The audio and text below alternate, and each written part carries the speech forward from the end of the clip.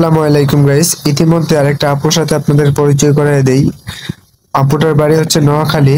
ওনার বাবা মা নাই, উনি খুবই অসহায়। ওনার একটা ভাই আছে, ছোট মাদ্রাসায় পড়ায়। ওনার আপন বলতে এখন কেউই নেই, নিজে অনেক অনেক কষ্ট করে চলাফেরা করতেছে। আর এখন আপাতত বাসা বাড়িতে কাজ করতেছে। ওনার বয়সটা হচ্ছে 19 বছর।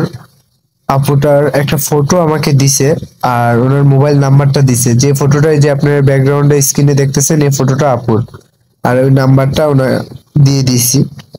এখন ভাই দেখেন, অনেকেই আছে যে খারাপ উদ্দেশ্য নিয়ে কথাবার্তা বলেন। দেখেন, আপনার একজন খারাপের জন্য 10 জনের নাম খারাপ হয়, ঠিক আছে? আপনারা অন্তত মা বোনের দৃষ্টিতে দেখবেন, এবং কি সম্পর্ক করতে চাইলে ওনার সাথে কথাবার্তা বলে দেখতে পারেন। আর অবশ্যই কোনো খারাপ চিন্তা ভাবনা নিয়ে কথাবার্তা বলবেন না। তো আশা করি আপনারা খারাপ মানুষের হাতে পড়বেন না, ঠিক আছে? বিস্তারিত ফোনের মাধ্যমে জেনে নেবেন। আপুর নাম্বার দেওয়া আছে স্ক্রিনে। আসসালামু আলাইকুম গাইস।